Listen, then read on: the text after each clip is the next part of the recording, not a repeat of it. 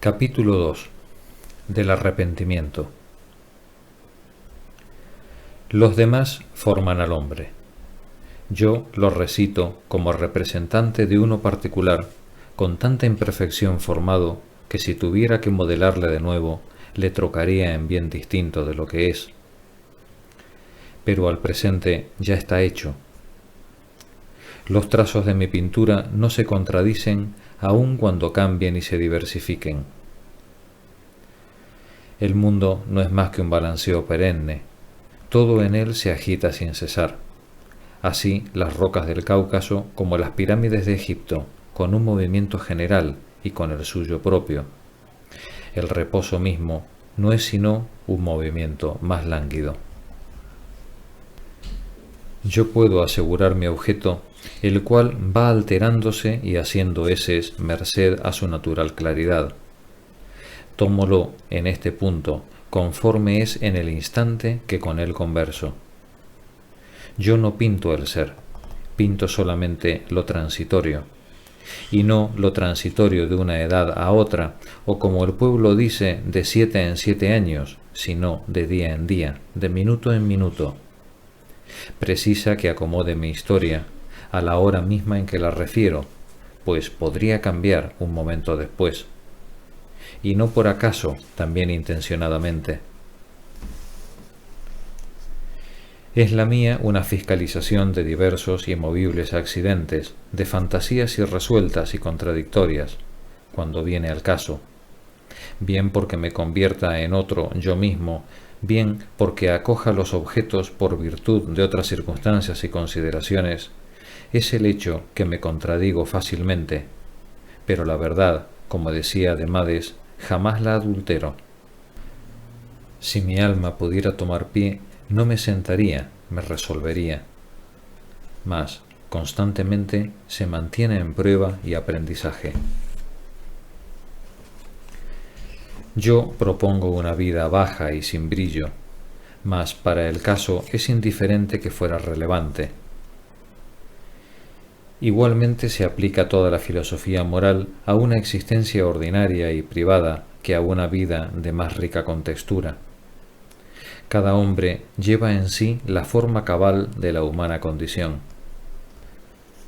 Los autores se comunican con el mundo merced a un distintivo especial y extraño. Yo, principalmente, merced a mi ser general, como Miguel de la Montaña, no como gramático, poeta o jurisconsulto. Si el mundo se queja porque yo hablé de mí demasiado, yo me quejo porque él ni siquiera piensa en sí mismo. Pero es razonable que siendo yo tan particular en uso, pretenda mostrarme al conocimiento público.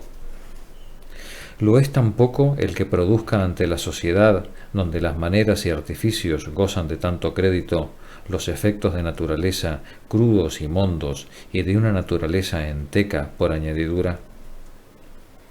¿No es constituir una muralla sin piedra o cosa semejante el fabricar libros sin ciencia ni arte? Las fantasías de la música el arte las acomoda, las mías el acaso. Pero al menos voy de acuerdo con la disciplina en que jamás ningún hombre trató asunto que mejor conociera ni entendiera que yo entiendo y conozco el que he emprendido. En él soy un hombre más sabio, el más sabio que pueda existir. En segundo lugar, ningún mortal penetró nunca en su tema más adentro, ni más distintamente examinó los miembros y consecuencias del mismo, ni llegó con más exactitud y plenitud al fin que propusiera a su tarea. Expuse la verdad, no hasta el hartazgo, sino hasta el límite en que me atrevo a exteriorizarla. Y me atrevo, algo más envejeciendo, pues parece que la costumbre concede a esta edad mayor libertad de charla y mayor indiscreción en el hablar de sí mismo. Aquí no puede acontecer lo que veo que sucede frecuentemente, o sea, que el artesano y su labor se contradicen. ¿Cómo un hombre, oímos, de tan sabrosa conversación, ha podido componer un libro tan insulso? O al revés, ¿Cómo escritos tan relevantes han emanado de un espíritu cuyo hablar es tan flojo? Quien conversa vulgarmente y escribe de modo diestro, declara que su capacidad reside en un lugar de donde la toma, no en él mismo. Un personaje sabio no lo es en todas las cosas, mas la suficiencia en todo se basta, hasta en el ignorar. Aquí vamos conforme y en igual sentido mi libro y yo. Acullá puede recomendarse o acusarse la obra independientemente del obrero, aquí no, pues quien se las ha con el uno se las ha igualmente con el otro. Quien le juzgare sin conocerle se perjudicará más de lo que a mí me perjudicare. Quien le haya conocido me procura satisfacción cabal. Por contento me daré y por encima de mis merecimientos me consideraré si logro solamente alcanzar de la aprobación pública el hacer sentir a las gentes de entendimiento que he sido capaz de convertir la ciencia en mi provecho, caso de que la haya tenido, y que merecía que la memoria me prestara mayor ayuda. Pasemos aquí por alto lo que acostumbro a decir frecuentemente, o sea que yo me arrepiento rara vez, y que mi conciencia se satisface consigo misma, no como la de un ángel o como la de un caballo, sino como la de un hombre, añadiendo constantemente este refrán, y no ceremoniosamente, sino con sumisión esencial e ingeniosa, que yo hablo como quien ignora e investiga, remitiéndome para la resolución pura y simplemente a las creencias comunes y legítimas. Yo no enseño ni adoctrino, lo que hago es relatar. No hay vicio que esencialmente lo sea, que no ofenda y que un juicio cabal no acuse, pues muestran todos una fealdad e incomodidad tan palmarias que acaso tengan razón los que lo suponen emanados de torpeza e ignorancia. Tan difícil es imaginar que se los conozca sin odiarlos. La malicia absorbe la mayor parte de su propio veneno y se envenena igualmente. El vicio deja como una úlcera en la carne y un arrepentimiento en el alma que constantemente a esta araña y ensangrienta, pues la razón borra las demás tristezas y dolores engendrando el del arrepentimiento, que es más duro como nacido interiormente, a la manera que el frío y el calor de las fiebres emanados son más rudos que los que vienen de fuera. Yo considero como vicios, mas cada cual según su medida, no sólo aquellos que la razón y la naturaleza condenan, sino también los que las ideas de los hombres, falsas y todo como son, consideran como tales siempre y cuando que el uso y las leyes las autoricen. Por el contrario, no hay bondad que no regocije a una naturaleza bien nacida. Existe en verdad yo no sé qué congratulación en el bien obrar que nos alegra interiormente y una altivez generosa que acompaña a las conciencias sanas. Un alma valerosamente viciosa puede acaso revestirse de seguridad, mas de aquella complacencia y satisfacción no puede proveerse. No es un plan baladí el sentirse preservado del contagio en un siglo tan dañado, y el poder decirse consigo mismo, ni siquiera me encontraría culpable quien viese hasta el fondo de mi alma, de la aflicción y ruina de nadie, ni de venganza o envidia, ni de ofensa pública a las leyes, ni de novelerías y trastornos, ni de falta al cumplimiento de mi palabra. Y aun cuando la licencia del tiempo en que vivimos a todo se lo consienta y se lo enseñe, no puse yo jamás la mano en los bienes ni en la bolsa de ningún hombre de mi nación, ni viví sino a expensas de la mía, así en la guerra como en la paz, ni del trabajo de nadie me serví sin recompensarlo. Placen estos testimonios de la propia conciencia, y nos procura saludable beneficio esta alegría natural, la sola remuneración que jamás nos falte. Fundamentar la recompensa de las acciones virtuosas en la aprobación ajena es aceptar un inciertísimo y turbio fundamento, señaladamente en un siglo corrompido e ignorante como este. La buena estima del pueblo es injuriosa, ¿A quién confiáis el ver lo que es laudable? Dios me guarde de ser hombre cumplido conforme a la descripción que para dignificarse oigo hacer todos los días a cada cual de sí mismo. Los vicios de antaño son las costumbres de hogaño, decía Séneca. Tales de entre mis amigos me censuraron y reprimendaron abiertamente, ya movidos por su propia voluntad, ya instigados por mí, cosa que para cualquier alma bien nacida sobrepuja no ya sólo en utilidad, sino también en dulzura los oficios todos de la amistad. Yo acogí siempre sus catilinarias con los brazos abiertos, reconocida y cortésmente. Mas, hablando ahora en conciencia, encontré a veces en reproches y alabanzas tanta escasez de medida que más bien hubiera incurrido en falta que bien obrado dejándome llevar por sus consejos. Principalmente nosotros que vivimos una existencia privada sólo visible a nuestra conciencia, debemos fijar un patrón interior para acomodar a él todas nuestras acciones, y según el cual acariciarnos unas veces y castigarnos otras. Yo tengo mis leyes y mi corte para juzgar de mí mismo, a quienes me dirijo más que a otra parte. Yo restrinjo mis acciones con arreglo a los demás, pero no las entiendo sino conforme a mí. Solo vosotros mismos podéis saber si sois cobardes y crueles, o leales y archidevotos. Los demás no os ven, os adivinan mediante inciertas conjeturas. No tanto contemplan vuestra naturaleza como vuestro arte, por donde no debéis ateneros a su sentencia, sino a la vuestra. Poned a contribución vuestro propio juicio. El testimonio interno que la virtud y el vicio se procuran es cosa de gran peso. Prescindid de esta conciencia y todo cae por tierra. Mas, lo que comúnmente se dice de que el arrepentimiento sigue de cerca al mal obrar, me parece que no puede aplicarse al pecado que llegó ya a su límite más alto, al que dentro de nosotros habita como en su propio domicilio.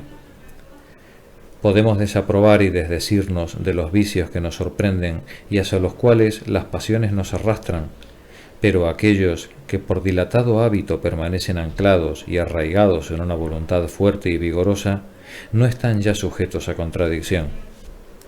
El arrepentimiento no es más que el desdecir de nuestra voluntad y la oposición de nuestras fantasías, que nos llevan en todas direcciones, haciendo desaprobar a algunos hasta su virtud y continencia pasadas.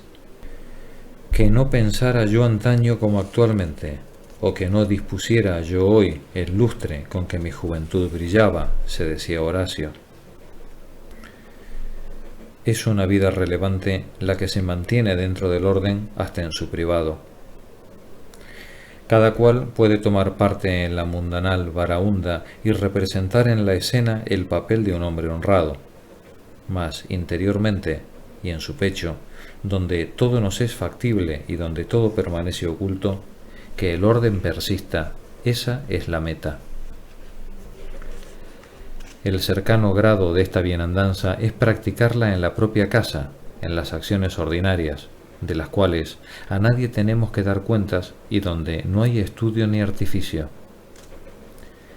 Por eso, Vías, pintando un estado perfecto en la familia, dijo que el jefe de ella debe ser tal interiormente por sí mismo como lo es afuera por el temor de la ley y el decir de los hombres.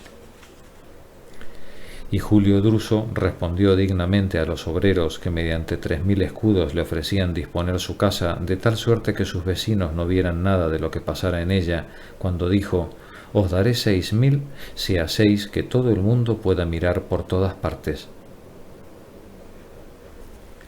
Advierten en honor de Agesilao, que tenía la costumbre de elegir en sus viajes los templos por vivienda, a fin de que así el pueblo como los dioses mismos pudieran contemplarle en sus acciones privadas. Tal fue para el mundo hombre prodigioso en quien su mujer y su lacayo ni siquiera vieron nada de notable. Pocos hombres fueron admirados por sus domésticos. Nadie fue profeta no ya solo en su casa, sino tampoco en su país, dice la experiencia de las historias. Lo mismo sucede en las cosas insignificantes, y en este bajo ejemplo se ve la imagen de las grandes. En mi terruño de Gascuña consideran como suceso extraordinario el verme en letras de molde, en la misma proporción que el conocimiento de mi individuo se aleja de mi vivienda, y así valgo más a los ojos de mis paisanos. En Guiena compro los impresores y en otros lugares soy yo el comprado. En esta particularidad se escudan los que se esconden vivos y presentes para acreditarse muertos y ausentes. Yo mejor prefiero gozar menos honores, lánzome al mundo simplemente por la parte que de ellos alcanzo, y llegado a este punto los abandono. El pueblo acompaña a un hombre hasta su puerta deslumbrado por el ruido de un acto público, y el favorecido con su vestidura abandona el papel que desempeñara cayendo tanto más hondo cuanto más alto había subido, y dentro de su alojamiento todo es tumultuario y vil. Aun cuando en ella el orden presidiera, todavía precisa hallarse provisto de un juicio vivo y señalado para advertirlo en las propias acciones privadas y ordinarias. Montar brecha, conducir una embajada, gobernar un pueblo, son acciones de relumbrón. Amonestar, reír, vender, pagar, amar, odiar y conversar con los suyos y consigo mismo, dulcemente y equitablemente, no incurrir en debilidades, mantener cabal su carácter, es cosa más rara, más difícil y menos aparatosa. Por donde las existencias retiradas cumplen, dígase lo que se quiera, deberes tan austeros y rudos como las otras, y las privadas, dice Aristóteles, sirven a la virtud venciendo dificultades mayores y de modo más relevante que las públicas. Más nos preparamos a las ocasiones eminentes por gloria que por conciencia. El más breve camino de la gloria sería desvelarnos por la conciencia como nos desvelamos por la gloria. La virtud de Alejandro me parece que representa mucho menos rigor en su teatro que la de Sócrates en aquella su ejercitación ordinaria y oscura. Concibo fácilmente al filósofo en el lugar de Alejandro. A Alejandro en el de Sócrates no lo imagino. Quien preguntara a aquel qué sabía hacer obtendría por respuesta subyugar al mundo. Quien interrogara a éste oiría conducir la vida humana conforme a su natural condición, que es ciencia más universal, legítima y penosa. No consiste el valer del alma en encaramarse a las alturas, sino en marchar ordenadamente. Su grandeza no se ejercita en la grandeza, sino en la mediocridad. Como aquellos que nos juzgan y por dentro nos sondean, reparan poco en el resplandor de nuestras acciones públicas, viendo que éstas no son más que hilillos finísimos y chispillas de agua surgidas de un fondo cenagoso, así los que nos consideran por la arrogante apariencia del exterior concluyen lo mismo de nuestra constitución interna, y no pueden acoplar las facultades vulgares iguales a las propias, con las otras que los pasman y alejan de su perspectiva. Por eso suponemos a los demonios formados como los salvajes, y quién no imaginará a Tamerlán con el entrecejo erguido, dilatadas las ventanas de la nariz, el rostro horrendo y la estatura desmesurada, como lo sería la fantasía que le concibiere gracias al estruendo de sus acciones. Si antaño me hubieran presentado a Erasmo, difícil habría sido que yo no hubiese tomado por apotegmas y adagios cuanto hubiera dicho a su criado y a su hostelera. Imaginamos con facilidad mayor a un artesano haciendo sus menesteres o encima de su mujer que en la misma disposición a un presidente, venerable por su postura y capacidad. Parécenos que estos de los sitiales preeminentes que ocupan no descienden a las modestas labores de la vida. Como las almas viciosas son frecuentemente incitadas al bien obrar, movidas por algún extraño impulso, así acontece a las virtuosas en la práctica del mal. Precisa, pues, que las juzguemos en su estado de tranquilidad, cuando son dueñas de sí mismas, si alguna vez lo son, o al menos, cuando más, con el reposo están avecinadas en su situación ingenua. Las inclinaciones naturales se ayudan y fortifican con el concurso de la educación. mas apenas se modifican ni se vencen. 1000 naturalezas de mi tiempo escaparon hacia la virtud o hacia el vicio a través de opuestas disciplinas. Así, cuando las fieras en su prisión sombría olvidan las selvas, parecen haberse dulcificado. Despojándose de su orgullo, diríase que aprendieron a soportar el dominio del hombre. Mas, si por acaso una poca sangre acierta a tocar sus inflamadas fauces, su rabia se despierta, su garganta se hincha, sedienta del líquido cuyo gusto viene a excitar su sed.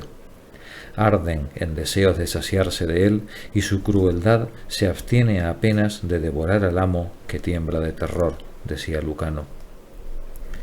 Las cualidades originales no se extirpan, se cubren y ocultan. La lengua latina es en mí como natural e ingénita. Mejor la entiendo que la francesa.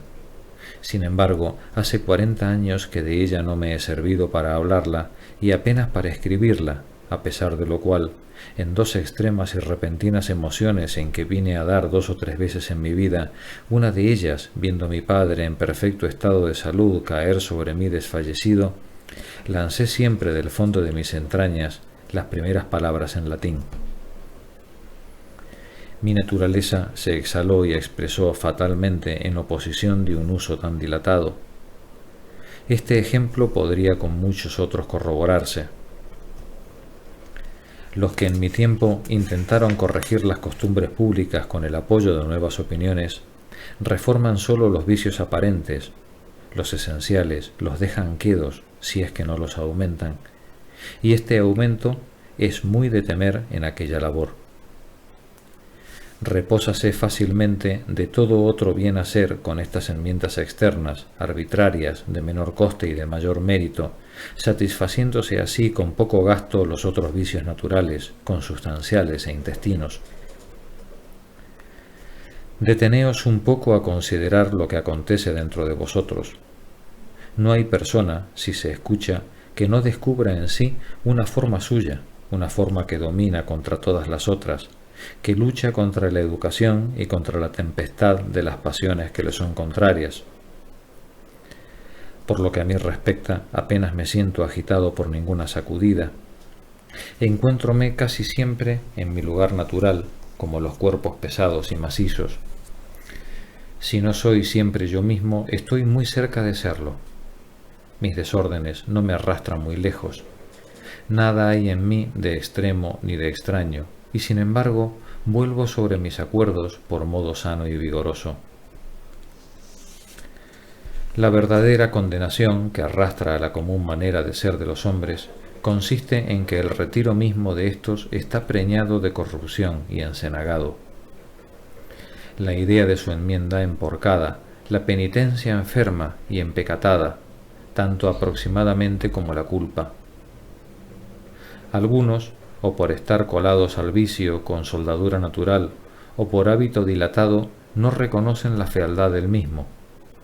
Para otros, entre los cuales yo me encuentro, el vicio pesa, pero lo contrabalancean con el placer o cualquier otra circunstancia y lo sufren y a él se prestan, a cierto coste, por lo mismo viciosa y cobardemente. Sin embargo, ¿acaso pudiera imaginarse una desproporción tan lejana en que el vicio fuera ligero y grande el placer que recabara, por donde justamente el pecado podría excusarse, como decimos, de lo útil? Y no sólo hablo aquí de los placeres accidentales de que no se goza sino después del pecado cometido, como los que el latrocinio procura, sino del ejercicio mismo del placer, como el que, ayuntándonos con las mujeres, experimentamos, en que la incitación es violenta y dicen que a veces invencible. Hallándome días pasados en las tierras que uno de mis parientes posee en Armignac, conocí a un campesino a quien todos sus vecinos llaman el ladrón, el cual relataba su vida con el tenor siguiente.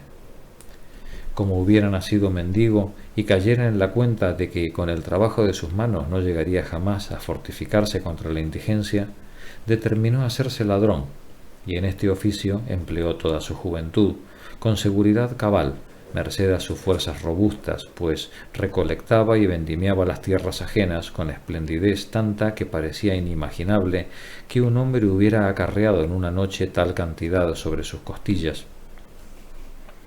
Cuidaba además de igualar y dispersar los perjuicios ocasionados, de suerte que las pérdidas importaran menos a cada particular de los robados. En los momentos actuales vive su vejez, rico para un hombre de su condición, gracias a ese tráfico que abiertamente confiesa. Y para acomodarse con Dios, a pesar de sus adquisiciones, dice que todos los días remunera a los sucesores de los robados, y añade que si no acaba con su tarea, pues proveerlos a un tiempo no le es dable, encargará de ello a sus herederos en razón a la ciencia que él solo posee del mal que a cada uno ocasionara.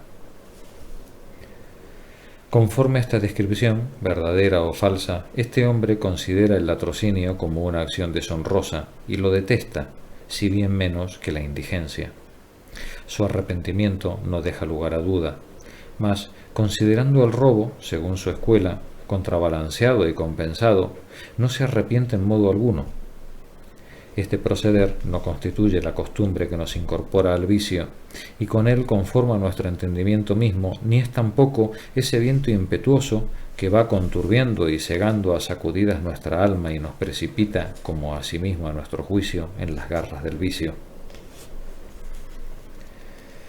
Ordinariamente realizo yo por entero mis acciones y camino como un cuerpo de una sola pieza. Apenas tengo movimiento que se oculte y aleje de mi corazón y que, sobre poco más o menos, no se conduzca por consentimiento de todas mis facultades, sin división ni sedición intestinas. Mi juicio posee íntegras la culpa o la alabanza, y si de aquella me di cuenta una vez, en lo sucesivo lo propio me aconteció, pues casi desde que vine al mundo es uno con idéntica inclinación, con igual dirección y fuerza. Y en punto a opiniones universales, desde mi infancia me coloqué en el lugar donde había de mantenerme en lo sucesivo. Hay pecados impetuosos, prontos y súbitos, dejémoslos a un lado, mas en esos de reincidencia, deliberados y consultados, pecados de complexión o de profesión y oficio, no puedo concebir que permanezcan plantados tan dilatado tiempo en un mismo ánimo sin que la razón y la conciencia de quien los posee los quiera constantemente y lo mismo el entendimiento. Y el arrepentimiento de que el pecador empedernido se vanagloria, hallarse dominado en cierto instante prescrito, es para mí algo duro de imaginar y de representar. Yo no sigo la secta de Pitágoras, quien decía que los hombres toman un alma nueva cuando se acercan a los simulacros de los dioses para recoger sus oráculos, a menos que con esto no quisiera significar la necesidad de que sea extraña, nueva y prestada para el caso, puesto que la nuestra tan pocos signos ofrece de purificación condignos con ese oficio. Hacen los pecadores todo lo contrario de lo que pregonan los preceptos estoicos, los cuales nos ordenan corregir las imperfecciones y los vicios que reconocemos en nosotros, pero nos prohíben alterar el reposo de nuestra alma. Aquellos nos hacen creer que sienten disgusto y remordimiento internos, mas de enmienda, corrección ni interrupción nada dejan aparecer. La curación no existe si la carga del mal no se echa a un lado. Si el arrepentimiento pesara sobre el platillo de la balanza, arrastraría consigo la culpa. No conozco ninguna cosa tan fácil de simular como la devoción, si con ella no se conforman las costumbres y la vida. Su esencia es abstrusa y oculta, fáciles y engañadoras sus apariencias. Por lo que a mí incumbe, puedo en general ser distinto de como soy. Puedo condenar mi forma universal y desplacerme de ella, suplicar a Dios por mi cabal enmienda y por el perdón de mi flaqueza natural, pero entiendo que a esto no debo llamar arrepentimiento, como tampoco a la contrariedad de no ser arcángel ni Catón. Mis acciones son ordenadas y conforme a lo que yo soy y a mi condición. Yo no puedo conducirme mejor. Y el arrepentimiento no reza con las cosas que superan mis fuerzas, solo el sentimiento. Yo imagino un número infinito de naturalezas elevadas y mejor gobernadas que la mía, y sin embargo no enmiendo mis facultades, del propio modo que ni mi brazo ni mi espíritu alcanzaron vigor mayor por concebir otras naturalezas que lo posean. Si la imaginación y el deseo de un obrar más noble que el nuestro acarreara el arrepentimiento de nuestras culpas, tendríamos que arrepentirnos hasta de las acciones más inocentes, a tenor de la excelencia que encontráramos en las naturalezas más dignas y perfectas, y querríamos hacer otro tanto.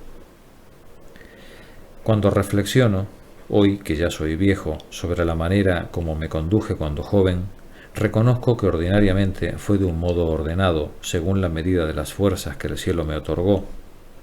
Es todo cuanto mi resistencia alcanza. Yo no me alabo ni dignifico. En circunstancias semejantes sería siempre el mismo. La mía no es una mancha, es más bien una tintura general que me ennegrece. Yo no conozco el arrepentimiento superficial, mediano y de ceremonia. Es preciso que me sacuda universalmente para que así lo nombre, que pellizque mis entrañas y las aflija hasta lo más recóndito cuanto necesario sea para comparecer ante el Dios que me ve y tan íntegramente.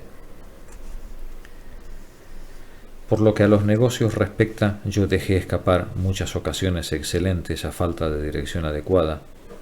Mis apreciaciones, sin embargo, fueron bien encaminadas según el cariz que los acontecimientos presentaron.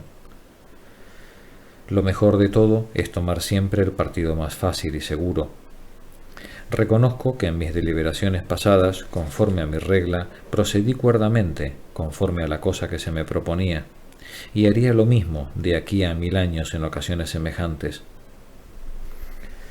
Yo no miro en este particular el estado actual de las cosas, sino el que mostraban éstas cuando sobre ellas deliberaba. La fuerza de toda determinación radica en el tiempo. Las ocasiones y los negocios ruedan y se modifican sin cesar. Yo incurrí en algunos groseros y trascendentales errores durante el transcurso de mi vida, no por falta de buen dictamen, sino por escasez de dicha. Existen lados secretos en los objetos que traemos entre manos, e inadivinables, principalmente en la naturaleza de los hombres. Condiciones mudas y que por ningún punto se muestran, a veces desconocidas para el mismo que las posee, que se producen y despiertan cuando las ocasiones sobrevienen. Si mi prudencia no las pudo penetrar ni profetizar, no por ello quiero mal a mi prudencia. La misión de ésta se mantiene dentro de sus límites. Si el acontecimiento me derrota, si favorece el partido que había yo rechazado, el suceso es irremediable. No me culpo a mí, culpo a mi mala fortuna y no a mi obra. Esto no se llama arrepentimiento.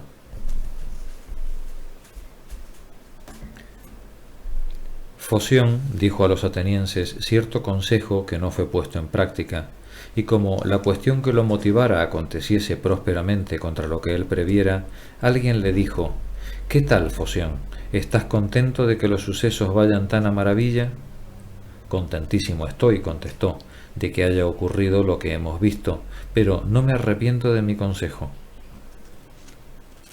Cuando mis amigos se dirigen a mí para ser encaminados, les hablo libre y claramente, sin detenerme, como casi todo el mundo acostumbra, puesto que siendo la cosa aventurada puede ocurrir lo contrario de mis previsiones, por donde aquellos pueden censurar mis luces. Lo cual no me importa, pues errarían si tal camino siguiesen, y yo no les debí negar el servicio que me pedían.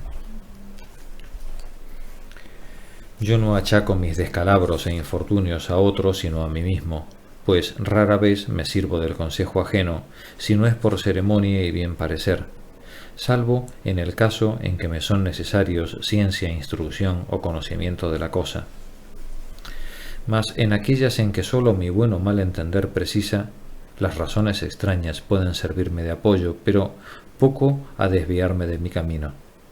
Todas las oigo favorable y decorosamente, pero que yo recuerde no he creído hasta hoy más que las mías. A mi juicio no son estas sino moscas y átomos que pasean mi voluntad. Poco mérito hago yo de mis apreciaciones, mas tampoco estimo grandemente las ajenas. Con ello el acaso me paga dignamente, pues si no recibo consejos, doy tan pocos como recibo. Si bien soy muy poco requerido, todavía soy menos creído, y no tengo nuevas de ninguna empresa pública o privada que mi parecer haya dirigido y encaminado. Aun aquellos mismos a quienes la casualidad había a ello en algún modo dirigido, se dejaron con mejor gana gobernar por otro cerebro con preferencia al mío. Como quien es tan celoso de los derechos de su tranquilidad como de los de su autoridad, prefiero lo mejor así. Dejándome de tal suerte, se procede conforme a mi albedrío, que consiste en establecerme y contenerme dentro de mí mismo. Me es agradable mantenerme desinteresado en los negocios ajenos y desligado de la salvaguardia de los mismos. En toda suerte de negocios, cuando ya son pasados, de cualquier modo que hayan acontecido, tengo poco pesar, pues la consideración de que así debieron suceder aparta de mí el resentimiento. Helos ya formado parte del torrente del universo y en el encadenamiento de las causas según las doctrinas estoicas. Vuestra fantasía no puede por deseo e imaginación remover un punto sin que todo el orden de las cosas se derribe, así el pasado como el porvenir. Detesto además el accidental arrepentimiento a que la edad nos encamina. Aquel que en lo antiguo decía estar obligado a los años porque le habían despojado de los placeres voluptuosos, profesaba opiniones diferentes a las mías. Jamás estaré yo reconocido a la debilidad, por mucha calma que me procure. Jamás la providencia será tan enemiga de su obra para consentir que la debilidad sea colocada en el rango de las cosas mejores, decía Quintiliano. Los apetitos son raros en la vejez. Una saciedad intensa se apodera de nosotros cuando en ella ponemos nuestra planta, en la cual nada veo en que la conciencia tenga que ver. El dolor moral y la debilidad física nos imprimen una virtud cobarde y catarral. No debemos tanto y tan por completo dejarnos llevar por las alteraciones naturales que bastardeemos nuestro juicio. El placer y la juventud no hicieron antaño que yo desconociera el semblante del vicio en la voluptuosidad, ni en el momento actual el hastío con que los años me obsequiaron hace que desconozca el de la voluptuosidad en el vicio. Ahora que ya no estoy en mis verdes años, me es dable juzgar como si lo estuviera. Yo, que la sacudo viva y atentamente, encuentro que mi razón es la misma que gozaba en la edad más licenciosa de mi vida, si es que con la vejez no se ha debilitado y empeorado. Y reconozco que oponerse a internarme en ese placer por interés de mi salud corporal no lo hará como antaño no lo hizo por el cuidado de la salud espiritual. Por verla fuera de combate no la juzgo más valerosa. Mis tentaciones son tan derrengadas y mortecinas que no vale la pena que la razón las combata. Con extender las manos las conjuro. Que se la coloque frente a la concupiscencia antigua y creo que tendrá menos fuerza que antaño para rechazarla de las que entonces desplegaba.